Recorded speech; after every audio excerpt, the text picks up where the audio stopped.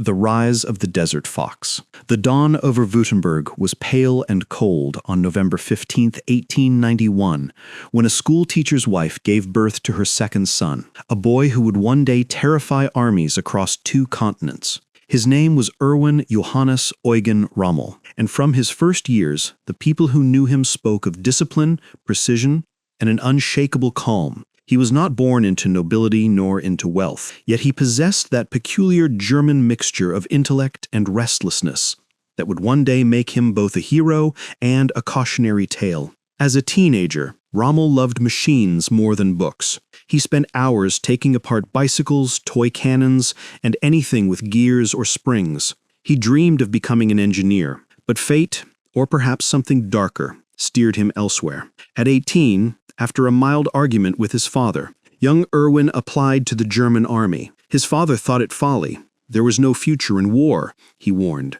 but the world was already rumbling toward catastrophe. Rommel entered the 124th Infantry Regiment in 1910. His superiors quickly noted his intensity, a quiet officer with piercing blue eyes, precise manners, and an almost surgical mind for movement. Where others memorized drills, Rommel studied terrain. He could look at a hill, a road, a forest line, and see the flow of battle like a river chart. When the Great War erupted in 1914, he was 23, an age when most men still believed they were invincible. He fought first in France, then in the Alps against Italy. In the mountain fighting of Caporetto, Rommel's company achieved one of the most astonishing feats of maneuver warfare in modern history. 9,000 Italians captured with only 150 German casualties. He wrote about it later, with a detached clarity that bordered on poetry. The key to victory is the quick decision and the daring execution. By 1918, Rommel had earned the Pour le Mérite, Germany's highest decoration for valor, yet he returned home not triumphant, but hollow. The empire he served had collapsed. The streets were filled with hunger and revolution. Like millions of soldiers, he felt betrayed, not by the enemy, but by politics. That sense of betrayal, quietly nursed, would shape him for the rest of his life. Between wars. The 1920s were gray years. Germany's army was reduced to 100,000 men by the Treaty of Versailles. Rommel, unwilling to leave the profession that had defined him, stayed in uniform. He became an instructor, teaching small unit tactics to cadets who trained with wooden rifles. The man who once commanded battalions now drew diagrams on chalkboards. He was no ideologue. He rarely spoke of politics and cared little for party slogans. What mattered to him was the craft of command, how men moved, fought, and survived. His lectures emphasized speed, surprise, and care for the ordinary soldier. An order that costs the lives of men needlessly, he told his students, is not bravery, but failure. His dedication impressed everyone who met him. And when a rising politician named Adolf Hitler began rebuilding the German military in the 1930s, Rommel's name surfaced again. Hitler noticed him not for ambition, but for efficiency. Rommel's book, Infantry Greif an, Infantry Attacks, published in 1937, was a masterpiece of field tactics.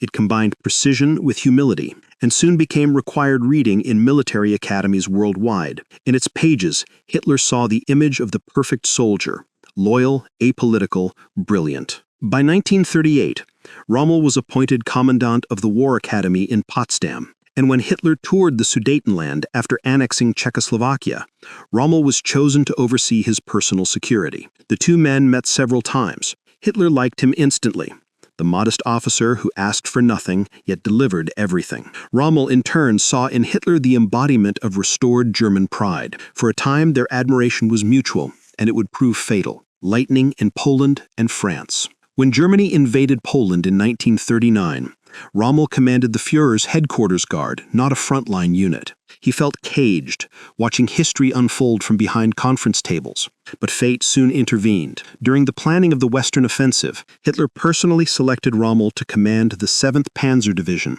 an armored unit despite Rommel's lack of tank experience. Many generals scoffed. Rommel smiled quietly and went to work. May 1940. The Ardennes. Rain, mud, confusion. Rommel's division moved like a phantom. He pushed through terrain that other commanders deemed impassable. His tanks appeared behind French lines before the defenders even knew he was there. Radios crackled with disbelief. The Ghost Division, they called it, because no one could keep track of it. At Arras, the men clashed briefly with British armor, nearly losing the day until Rommel personally took command of an anti-tank battery, directing fire under heavy shelling. The counterattack collapsed. Days later, his division reached the Channel coast, cutting off Allied forces at Dunkirk. In 6 weeks, France fell. He was promoted to lieutenant general. The world press began to whisper his name. The German propaganda machine embraced him, portraying him as the symbol of the new Wehrmacht, young, daring, humane. Unlike other Nazi commanders, Rommel treated prisoners decently and ignored orders to execute commandos. To his men, he was simply der Altenherr, the old man, though he was barely 50. Into the desert. In early 1941, Hitler called again.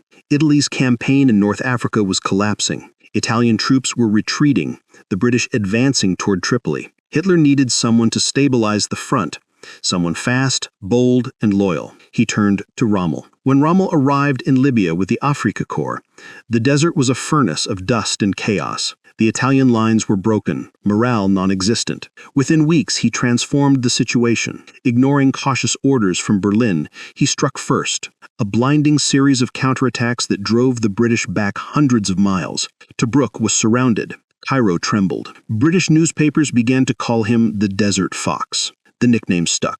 His tactics, lightning thrusts, deceptive retreats, ambushes hidden by mirage and sandstorm became legend. To his enemies, he was both admired and feared. To his men, he was almost mythical. He visited front lines daily, standing atop tanks under fire, handing out water, cigarettes, encouragement. But admiring could not conjure fuel or supplies. The Axis lines of communication stretched thin across the Mediterranean. Constantly harassed by British submarines and aircraft, Rommel's brilliance could win battles but not wars against logistics. He knew it. The desert, he wrote to his wife Lucy, is like the sea. It devours men and machines with equal hunger. By late 1941, the pendulum had swung back and forth across North Africa. Tobruk taken, lost, retaken, until both armies were exhausted. Yet Rommel remained the master of improvisation, his instincts honed sharper with every campaign, a hero with shadows. Back in Germany, his fame grew beyond his control. Posters, newsreels, and radio broadcasts hailed him as the perfect Aryan warrior. Disciplined, chivalrous, unstoppable. Rommel detested the attention but could not escape it. Hitler used his image to mask the regime's growing failures. The Desert Fox became propaganda incarnate. Privately, Rommel's faith in Hitler began to crack. He saw the waste, the arrogance, the cruelty of policies that had nothing to do with strategy. He argued for realism. Withdraw from Africa, fortify Europe, prepare defenses. Hitler dismissed him with icy politeness. By 1942, supplies were dwindling. At El Alamein, Rommel faced not only the British 8th Army under Montgomery, but the hard mathematics of attrition. 96 tanks against 500, 30,000 tons of fuel against 300,000. For the first time, his instincts could not outmaneuver physics. The Desert Fox was cornered. After months of desperate fighting, he ordered retreat. Not out of cowardice, but sanity. He saved what he could of the Afrika Korps, but the legend was broken. Returned to Europe. In 1943, after the collapse in Tunisia, Rommel was recalled to Germany. He was tired, ill, disillusioned. Yet Hitler still needed his brilliance. The Allies were coming, and Rommel was tasked with fortifying the Atlantic coast, the so-called Atlantic Wall, against the inevitable invasion of Western Europe.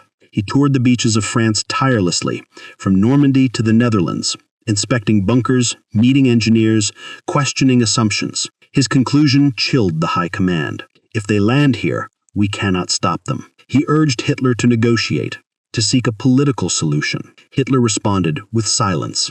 And so Rommel prepared for a battle he believed was already lost. That is where his legend begins to darken, where loyalty, conscience, and destiny collide. The next chapter will open on June 6, 1944, D-Day, when the world changed forever, and the Desert Fox faced the final test of his soul.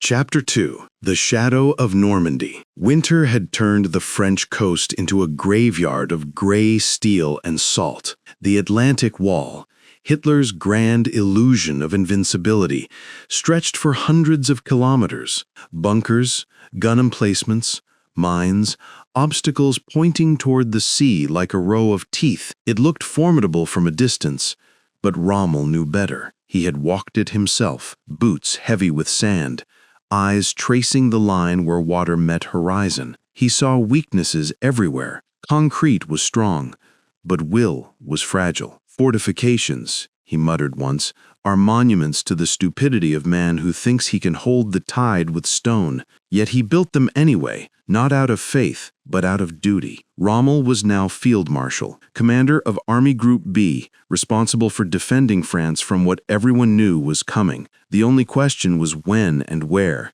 The Allies were gathering in Britain like storm clouds, and Hitler, in his mountain fortress, believed they would strike at Calais, the narrowest point of the Channel. Rommel disagreed. They will come through Normandy, he said. It is less expected, but more practical. They will choose surprise over convenience. His staff frowned. The Führer did not tolerate contradiction, but Rommel had stopped caring about such things. The engineer of defeat. Each day, Rommel rose before dawn and set out in his open staff car, a Horch convertible that roared through the misty French countryside. He visited garrisons, villages, cliffs. He walked among ordinary soldiers asking about rations, boots, morale. They adored him for it. The marshal, they said, is one of us. He insisted on planting millions of mines, anti-landing stakes, steel hedgehogs, anything to slow an invasion. But the scale was monstrous.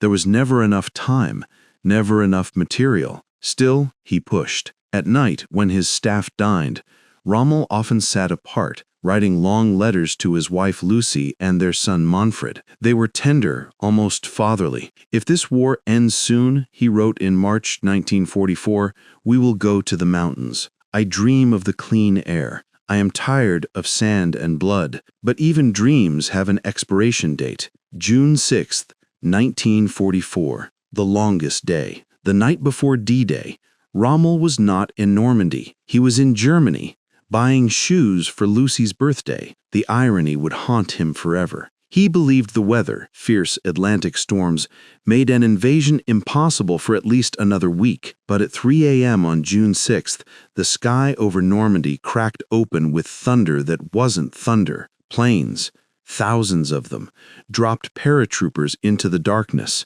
Ships, an armada stretching to the horizon, approached the coast. The invasion had begun. When Rommel's staff reached him by phone, the noise of the storm nearly drowned their words. Herr Feldmarschall, they shouted, the Allies are landing. Rommel froze. Then, calm as ever, he replied, then this is the beginning of the end. He raced back to Normandy, driving through bombed villages and collapsing bridges. The journey that should have taken 3 hours took 12. By the time he arrived, the beaches of Omaha, Juno, and Sword were already crawling with men, tanks, and fire. From the cliffs above Caen, he watched the horizon, endless lines of ships unloading wave after wave of soldiers. So, that is the sea I was meant to stop. Clash with Hitler. Rommel wanted to strike immediately, to push the Allies back into the sea before they could build up strength, but he had no authority to move reserves.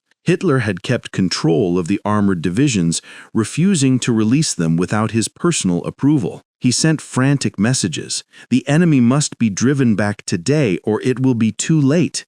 Hours passed. No reply. Hitler was asleep. By the time permission came, the Allies had dug in. Air superiority made every movement suicidal. German tanks burned before they even reached the front. Rommel's men fought with courage, but courage was no longer enough. For the first time in his career, Rommel realized he was fighting two wars, one against the Allies and one against Hitler's delusions. The turning tide. By July, the Allied beachhead was unstoppable. The Americans under Patton broke through at Saint-Lô, pouring into the open countryside. British and Canadian troops pushed south from Caen. The German front collapsed like wet sand. Rommel toured the ruins, villages reduced to ash, soldiers starving, hospitals overflowing. He spoke quietly to his officers, his voice stripped of hope. He said, "The war is lost, We must end it before Germany herself is destroyed. That summer, a whisper spread through the ranks. A whisper of conspiracy. High-ranking officers, appalled by Hitler's fanaticism, were planning to remove him from power. Some wanted to arrest him, others wanted him dead. Rommel was not a conspirator by nature. He was a soldier, bound by oath, but the oath had become a chain around his conscience. He confided in his aide Aldinger, "If Hitler does not end the war, then it is our duty to end him."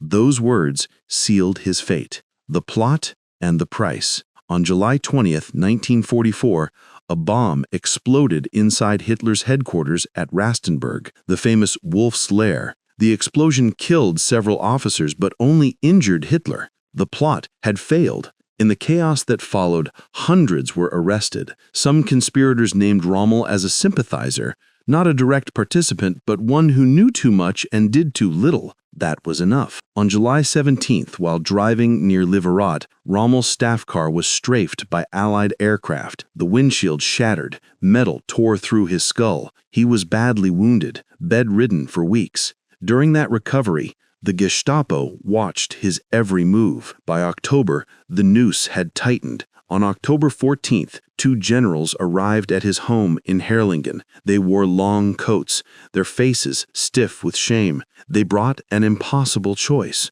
Rommel could face a public trial, which would end in his execution and disgrace for his family, or he could take poison and die quietly, as a hero. Lucy and Manfred were in the next room when he made his decision. He straightened his uniform, pinned his medals, and walked out into the garden. There, under the falling leaves, he took the cyanide capsule offered to him. He was 52 years old. Minutes later, the generals drove away with the news already drafted for the radio. Field Marshal Erwin Rommel has died from wounds received on the front. The myth and the man. In death, Rommel became more powerful than he ever was in life. The Allies respected him as a soldier of honor, the rare enemy who fought cleanly. The Germans, broken by defeat, clung to his memory as proof that not all who served had been monsters. But beneath the legend was a man tormented by contradictions,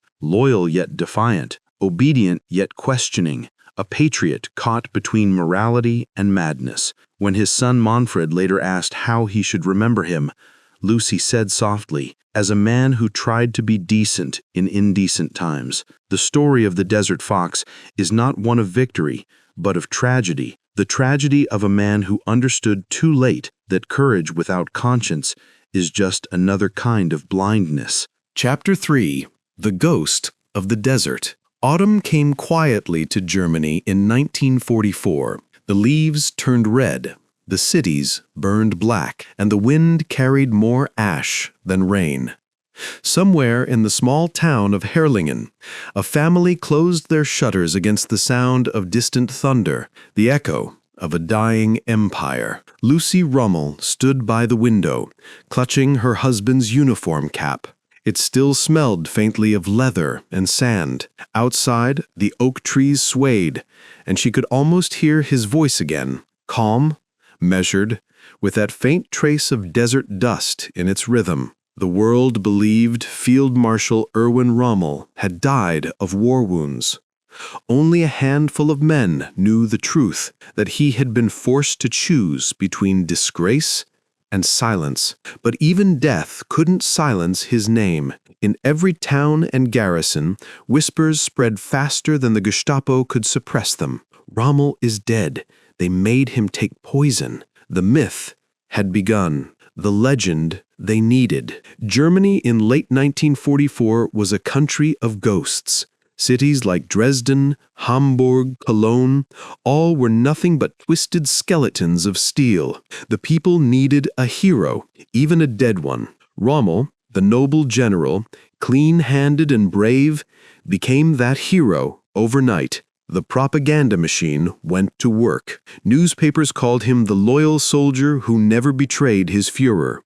Posters showed him smiling in his field cap, standing against the African sun. His funeral was broadcast on radio, solemn, national, orchestrated. The announcer's voice trembled as he declared, "Germany mourns her finest son." But the truth hid beneath the ceremony. Hitler didn't attend the funeral. He didn't dare. He had destroyed the only general the world respected. Lucy and Manfred stood before the coffin, flanked by officers who pretended not to know the truth. When the salute echoed through the air, Lucy closed her eyes. She didn't cry. "He deserved better," she whispered. And yet, in that moment, Rommel became immortal. Across the lines, when the war finally ended in May 1945, Rommel's name crossed enemy lines faster than any soldier ever could. In London, in Washington, even in Cairo, officers spoke of him with an odd reverence. He fought like a soldier, they said.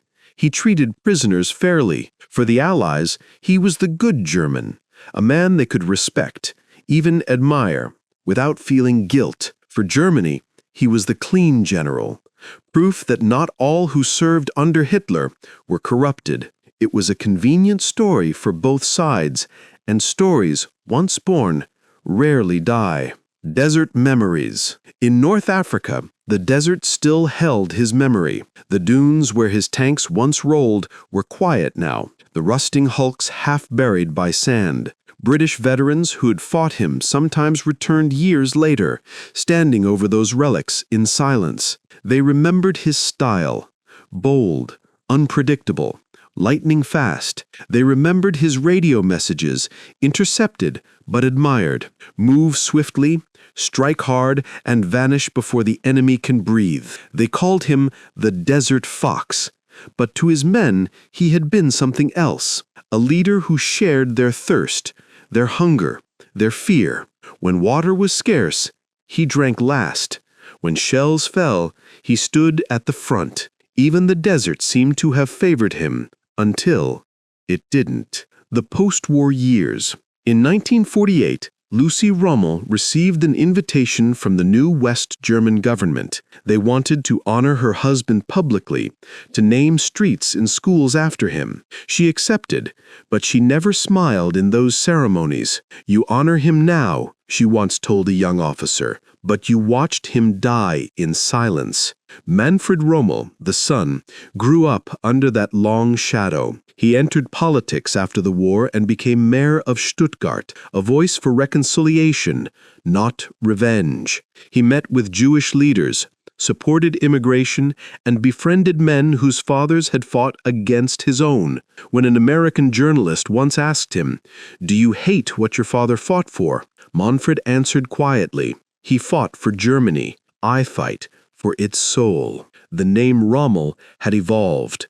No longer just a general's legacy, but a lesson in what happens when loyalty becomes a trap.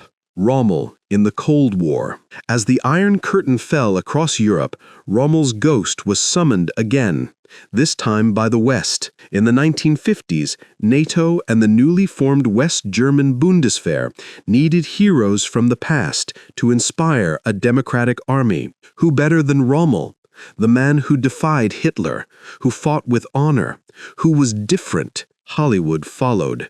Movies like The Desert Fox, 1951, and The Desert Rats, 1953, turned him into a tragic hero. James Mason played him with quiet nobility, turning the real Rommel into something almost Shakespearean, a man destroyed not by enemies, but by his conscience. Lucy watched the film once. She said nothing for most of it. When it ended, she murmured, "That was not my husband, but maybe that's how the world needs to remember him." And yet, behind every legend lies a human heartbeat, flawed, uncertain, afraid. Rommel had served a brutal regime.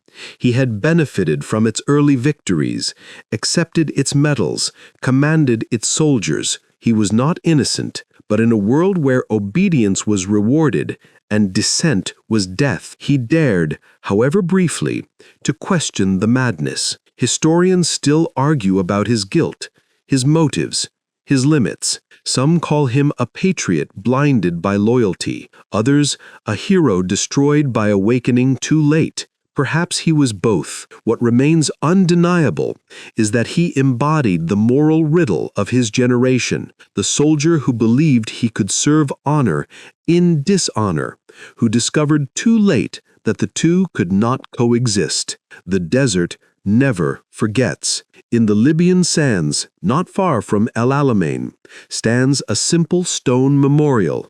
It bears one word, Rommel. Tourists pass it, veterans salute it, and the wind hums softly around it, the same dry wind that once carried the sound of his engines.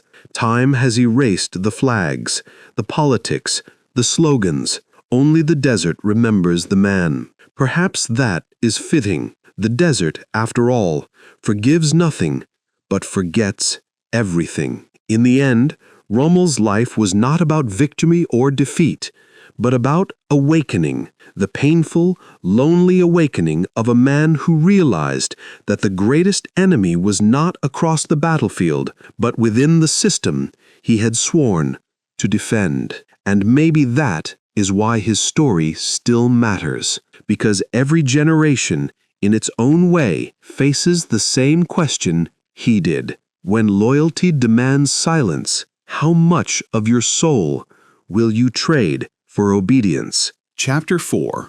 The Reinvention of a Legend. By the 1950s, the world was trying to forget the war, but the war refused to be forgotten. Europe's cities were being rebuilt, its nations choosing sides in a new conflict, East versus West, democracy versus communism. And in that fragile reconstruction, the ghosts of old soldiers were called back to life. Among them, one name echoed louder than most, Erwin Rommel. He had died a decade earlier, yet his story was alive, reshaped, retold, and carefully rebranded. In the ruins of his homeland, Rommel was no longer the general of a dictator. He was now the honorable German, the clean soldier who had fought with courage, not cruelty. The man who, in the end, had defied Hitler and paid for it with his life. It was, in truth, a myth born of convenience, but myths have power,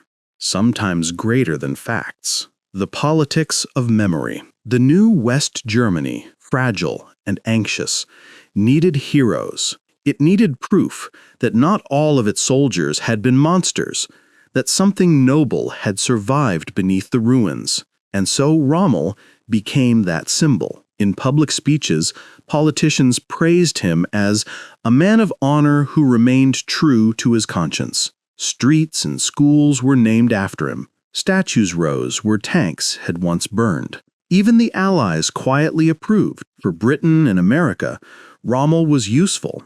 The face of the good German, the one who could help reconcile enemies turned partners in the Cold War. His story helped transform Germany from a defeated enemy into a crucial ally. In this strange post-war theater, Rommel became both truth and fiction, a man rewritten to fit the needs of peace. The Desert Fox in popular culture. When Hollywood turned its eyes to the Second World War, Rommel's ghost stepped onto the screen. In 1951, The Desert Fox premiered, a film that turned him into a tragic hero, played with quiet brilliance by James Mason. Audiences in London and New York wept for him, the enemy who had become a victim of his own cause.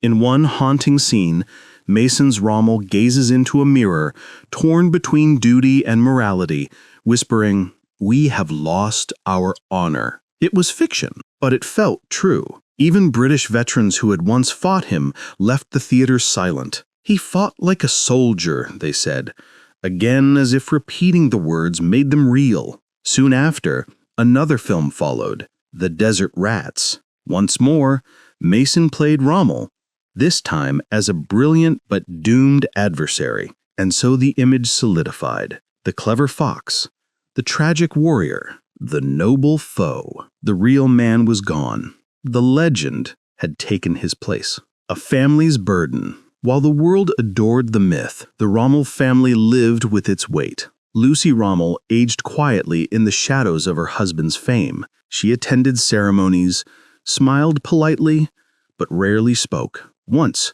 when asked by a journalist whether she believed her husband had turned against Hitler, she simply replied, "He turned toward his conscience." His son Manfred carried the name like armor. He entered politics not to defend his father, but to redefine what being German meant. In the divided nation of the Cold War, he became mayor of Stuttgart, a voice of reconciliation, progress, and forgiveness. He befriended Allied leaders, Jewish organizations, and even British officers whose fathers had once fought in the desert. When one reporter asks if that felt strange, Manfred smiled softly. "Perhaps it's what my father would have wanted, to finish a war he could not end himself." Through him, the Rommel name evolved from a symbol of military genius to one of humility and redemption. The East remembers differently. Across the Iron Curtain, in East Germany, Rommel's image was not so kindly painted. To the Soviets and their allies, he was still a Nazi general. No cleaner, no nobler than the rest. His legend, they claimed, was a Western fantasy meant to hide fascism behind a heroic mask. In their textbooks, Rommel was barely mentioned. When he was, it was with cold disdain, a talented commander who fought for an evil cause. Two Germanys, two memories, one man, split by ideology. And yet, even behind the walls of division, soldiers on both sides knew his name. They studied his tactics, admired his speed, his improvisation. East or West, they all learned from the fox. The cracks in the legend. As the decades passed, historians began to dig deeper, and the perfect image began to crack. Letters, diaries, documents long buried under war dust began to surface. They showed a man far more complex than the saint of post-war myth. Rommel had served Hitler faithfully through the early years. He had accepted gifts, promotions, and praise. He had commanded under the same flag that brought ruin to Europe. He had also, however, resisted brutality when he could, protecting prisoners, disobeying certain orders, and later speaking openly about ending the war. Was he a hero? A realist? A late convert to morality? No historian could agree. But perhaps the question itself was flawed. Maybe Rommel's story was not about sainthood or sin, but about awakening, about a man who realized too late that the machine he served was devouring the world and that his silence had helped it. That realization cost him everything. A legacy written in sand. Today, Rommel's name still lingers on plaques, in museums, in the quiet pages of military manuals. In Germany, the debate continues. Should streets still bear his name? Should schools teach his tactics or his tragedy? Some see him as a symbol of moral struggle, others as a reminder that even good soldiers can fight for evil causes. But maybe the desert offers the only answer worth keeping. In North Africa, the wrecks of his tanks are half buried in golden sand, their edges softened by time. The wind whistles over them, erasing flags, borders, and languages. If you listen long enough, you can almost hear the distant echo of engines, the rhythm of men who once believed they were immortal. Rommel's story ends there, in that silence. Not as a celebration, not as a condemnation, but as a mirror that asks us, again and again, what would you do if you realized too late that you were fighting on the wrong side of history? Chapter 5. Echoes of the Fox. The war had ended, but the desert never forgot. Long after the guns went silent, the sand still whispered the names of those who had walked its endless miles, the living and the dead, the victors and the fallen. Among those names, one echoed more softly than the rest, yet carried farther through time. Erwin Rommel. Decades after his death, his story refused to die. It changed shape, like the dunes themselves, shifting with every generation that tried to understand him. To some, he was the last noble soldier. To others, a tragic fool trapped in loyalty. To historians, he was a riddle, a man who embodied both brilliance and blindness. But beyond history books, Rommel's name continued to influence something more subtle: how leaders thought, how armies planned, and how nations justified their wars. The classroom of war. In the years following 1945, a new generation of military thinkers studied the lessons of the desert. At West Point, Sandhurst, and military academies across the world, Rommel's campaigns in North Africa became required reading. His maneuvers were dissected line by line. His speed, his improvisation, his audacity. Young officers memorized the way he turned weakness into strength, how he attacked supply lines instead of armies, how he made the desert itself a weapon. One American colonel, lecturing in 1957, began his class with a simple slide, a photograph of Rommel standing beside his staff car, goggles around his neck, sun cutting across his face. Gentlemen, this is what initiative looks like. Rommel's name had crossed from enemy to example. He was no longer the man Germany lost. He was the teacher the world had gained, the Cold War's quiet admiration. Behind closed doors, NATO officers whispered about Rommel's ability to think independently, to act before orders arrived. In an age of nuclear stalemate, that kind of boldness seemed like a lost art. American generals admired his flair. British commanders respected his cunning. Even Soviet tacticians, studying his desert operations, grudgingly called him a master of mobility. For both sides, he became a symbol of military genius without ideology, the perfect commander to admire safely, without the stain of politics. Yet that admiration carried danger. It was easy to celebrate Rommel's tactics while forgetting the regime he served. Easier still to copy his speed without questioning the cause that drove it. That selective memory became part of his myth, the idea that brilliance can exist apart from morality, on screen and in spirit. As the world entered the television age, Rommel's ghost found a new battlefield. The screen. Every decade brought another portrayal, sometimes heroic, sometimes haunted, but always fascinating. Filmmakers loved his contradictions. He was both predator and prey, victor and victim. The camera adored him because he embodied the universal drama of war, courage wrapped in tragedy. In the 1970s, documentaries began showing the human side of the desert fox. Veterans who had fought against him spoke with surprising tenderness. He was a fair man, one British tank commander recalled. If you were captured, you were treated as a soldier, not a trophy. In those interviews, you could feel the yearning for a simpler kind of enemy, one who fought cleanly, who still believed in rules even when the world was burning. Perhaps that's why the legend endured. Rommel represented the war people wished had existed, not the one that truly did. Lessons for a modern age.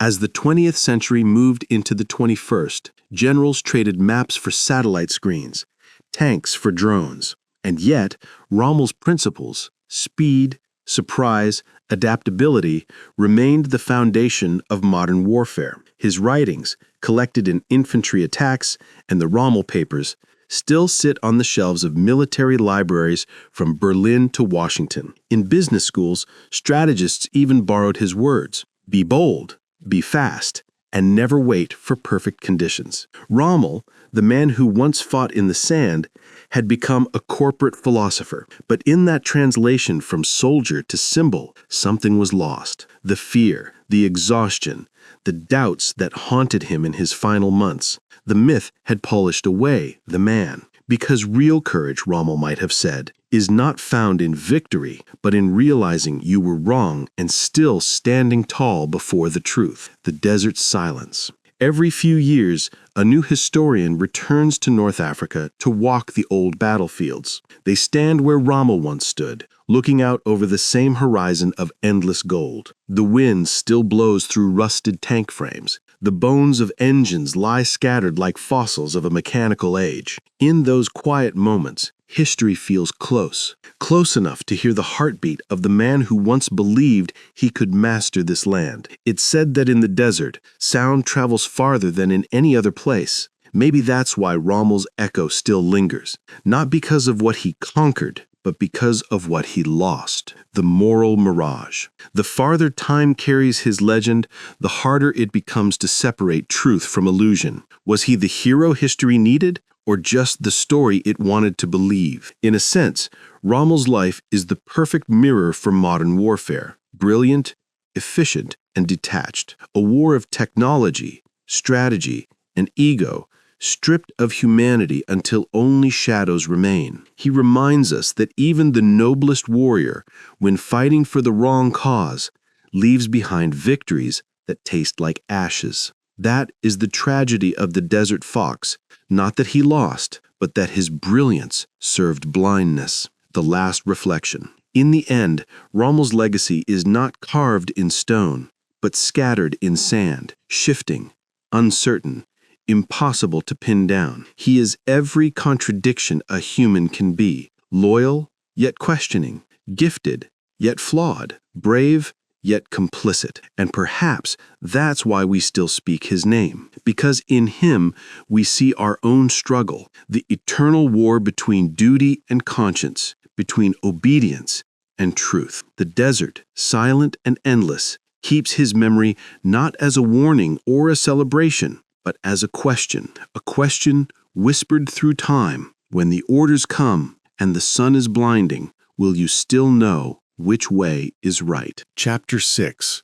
The Desert's Reckoning. The desert does not forgive. It does not pause for reflection. It simply waits. And in its endless expanse, the story of Erwin Rommel found its final stage, not on the battlefield, but in the quiet reckoning that follows every war. By early 1944, the tide had turned. The Allies, hardened by loss and tempered by intelligence, began rolling through North Africa with relentless precision. Supply lines, once vulnerable to Rommel's lightning strikes, became fortified.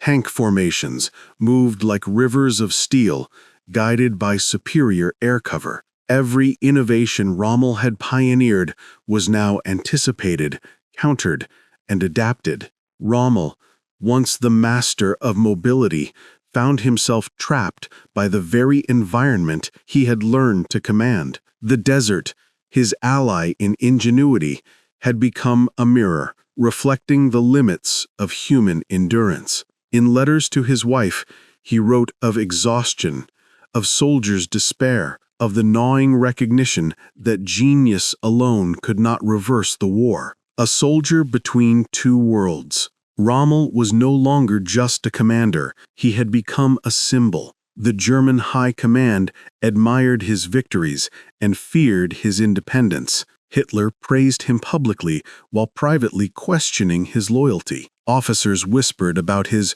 reluctance to commit fully to suicidal strategies, his awareness of the moral cost of orders. It was in these months, as the Allies tightened their grip, that Rommel confronted the cruel paradox of a soldier's life. To obey blindly is safe, yet dishonorable. To disobey may be necessary, yet fatal. Even his enemies recognized the contradiction. British generals, watching the Africa Corps falter, admitted that Rommel's strategic brilliance had prolonged their campaign. American officers, studying captured maps and communications, noted that every delay Rommel engineered had been deliberate, a masterful illusion of retreat, masking potential counterattacks. Yet the man himself could not escape the weight of conscience. Every life lost under his command pressed upon him, every decision a reminder that genius without ethics is a hollow victory. The elusive victory. The spring of 1944 brought new fronts and new pressures. Rommel was called back to France to fortify the Atlantic Wall, anticipating the Allied invasion. The terrain was foreign, the scale massive. Rommel's strategies of speed and deception, honed in the sands of North Africa, were ill-suited to concrete fortifications stretching for miles. Despite his meticulous planning, he understood the inevitable. The invasion would come, and the forces under his command, though disciplined, could not match the might of a global coalition. He could fight, maneuver, delay, but he could not create miracles. In secret meetings with Hitler's staff, Rommel expressed his concerns, advocating for tactical flexibility and realistic assessments. His warnings were dismissed. Loyalty was demanded, not logic. The chasm between his mind and the expectations of the regime widened. The reckoning. By mid-1944, the invasion of Normandy was underway. Rommel, torn between duty and conscience, observed the unfolding chaos. Paratroopers landed behind his lines, naval bombardments pummeled fortifications, and armored columns surged inland. Each day, the cost of command weighed heavier. The desert had taught him lessons about agility, but the fields of France demanded endurance and patience. Rommel's strategies, once revolutionary, were outmatched by sheer numbers and coordinated technology. He realized that the greatest battles are not always fought with courage alone.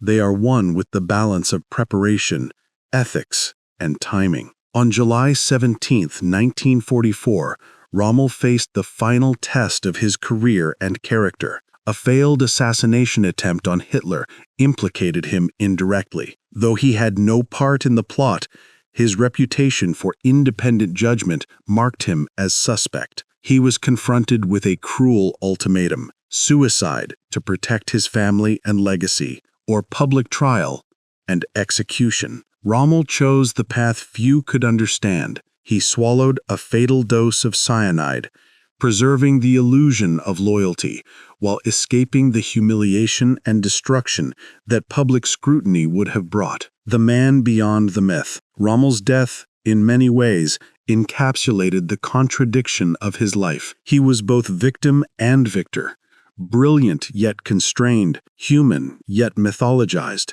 Soldiers who had served under him remembered his care for their welfare, his insistence on honor even in defeat. His enemies, who had feared his lightning strikes across deserts, respected the integrity with which he faced his end. After the war, historians debated endlessly. Was Rommel a hero, a pragmatist, a man blinded by loyalty to a doomed cause? The answer, like the desert winds, was never fixed. It shifted with perspective, moral framework, and the lens of time. Yet one truth remained uncontested. Rommel's campaigns had altered the course of military history. His methods influenced generations of strategists, commanders, and thinkers far beyond the confines of any single nation. The lessons of mobility, initiative, and adaptive thinking became cornerstones of modern warfare.